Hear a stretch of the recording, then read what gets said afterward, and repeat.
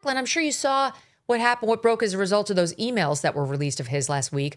But this Democrat Congresswoman who was actively texting with Epstein. Hold on, I think it's in the main Stacey packet. Plaskett of Virgin Islands. Yes, actively texting with Jeffrey Epstein while she's conducting a congressional hearing, cross-examining Michael Cohen. And Epstein's texting her, ask about Rona, Trump's longtime secretary who became famous on The Apprentice. And she was too dumb to know who Rona was. And she thought it was an acronym. And but she got it by the time her questioning time came around. And she cross-examined Michael Cohen on Rona at the behest of Jeffrey Epstein. This was in what year? 2019, right? Wasn't it 2019? Before it was he was arrested Julie K. again. Brown blew the lid off everything in the Miami Herald. She's still this Democrat representative from the Virgin Islands, chummy with Epstein, sending the text, give me the ammo, because the biggest thing is to get Trump. That's the biggest thing. You can get in bed figuratively with a child molester, whatever you want, go for it. Yeah. And I mean, first of all, being in the Virgin Islands, she helped him a lot to be able to get permits, to be able to get tax exemption. She helped, and he donated to her. And then she continued to use him as a political advisor. You can see the video in real time when she's cross-examining witnesses, simultaneously emailing with Jeffrey Epstein. And we now can read the emails that correspond to the time when she's looking down at her phone, getting instructions from him about the questions to answer. This is the party that claims to believe women, to love women, to want to defend victims of women. Why isn't she being expelled from the party for that? And the other thing I do think for all the talk about, Trump's relationship with Epstein, one of the things that got revealed is that Epstein hated Trump. Whatever happened between them, it completely broke their relationship. He absolutely loathed Trump. He was working to plot against Trump. Michael Wolff, this journalist who wrote a book about Trump, was encouraging Jeffrey Epstein on how he could blackmail Trump using information that he supposedly knew from the time they were in the 90s. Yeah. We outed Michael Wolff's close ties and what he was doing to help rehabilitate Epstein last Thursday in an in-depth report. Yes, I mean, the coziness is deeply disturbing. And honestly, this woman, Stacey Plaskett of the U.S. Virgin Islands, is out there now trying to tout the fact that she's always stood up for women and girls. And let me see exactly how she put it. She's a former prosecutor. She welcomes information that helps her get at the truth. But she's previously made clear her long record of combating sexual assault and human trafficking, her disgust over Epstein's deviant behavior, and her support for his victims. His deviant behavior was outed in the fall of 2018 by Julie K. Brown of the Miami Herald. This questioning she did, her texting with Jeffrey Epstein, where he's saying, "You look good. You look great. Thanks," with an exclamation, she replies. And then he texts, he's opened the door to questions, who are the other henchmen at the Trump organization? She responds, "Yep, very aware and waiting my turn." Epstein asks, "How much longer for you?" She writes, "Hours. Go to other meetings." Then when she finally gets in there and he has told her it's about Rona, ask about Rona, here's what she does. Watch.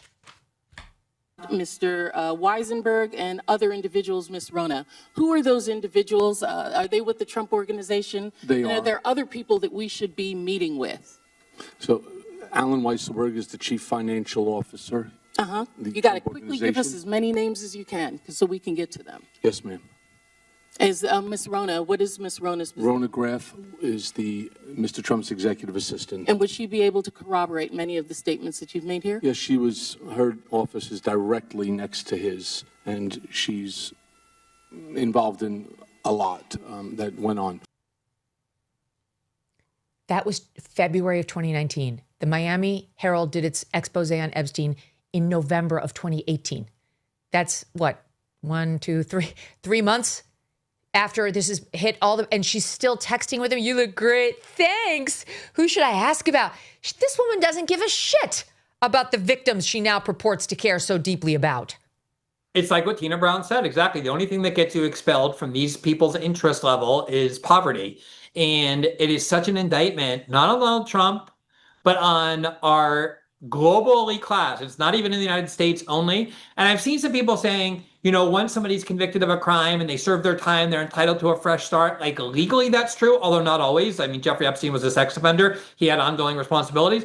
But I think that becomes plausible only if the person's like repenting. I can't believe what I did. I was sick. I'm going to devote all my money to advocating for against sex trafficking. Jeffrey Epstein didn't do any of that. There was no repentance to him at all. He was joking, in fact, in some of these emails. Somebody would mention girls, and he'd be like, whoa, girls, be careful. I don't want to restart an old habit.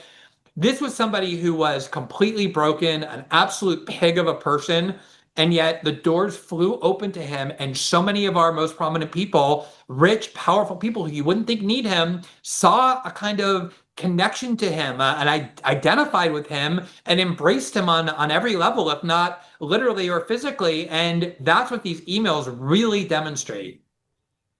Yeah, it's an indictment of all of them and their crew who ran cover for him even when they knew he had raped underage children. This is a sick crew. Disgusting. My friend just lost her ring. She went to replace it. She realized it was a gold ring. The price of it has gone up like 25% since she bought the ring a year ago. That's because gold is on the march upward. And it is the one time of year that Birch Gold Group gives away free gold with every qualifying purchase. That's right, for Black Friday, when you convert an existing IRA or 401k into a tax-sheltered IRA in gold, Birch Gold will send free gold to your home for every $20,000 purchased. Gold started this year around $2,600 an ounce. By October, it was over $4,000 an ounce. Why? Global uncertainty. 2025 has been defined by trade wars, central banks are pulling from the US dollar as the global reserve currency, and military tension continues to build. Gold thrives in times of uncertainty, and if you are looking to diversify your savings, Birch Gold can help you. Plus, now through November 30th, get free gold, I say, with a qualifying purchase. Just text MK to the number 989898 to claim your eligibility and for a free info kit on gold.